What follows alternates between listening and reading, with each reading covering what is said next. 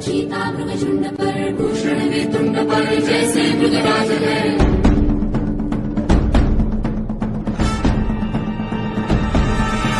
तेजतम अंश पर, कन्यजमी कंस पर, कोमलिच्छ वंश पर,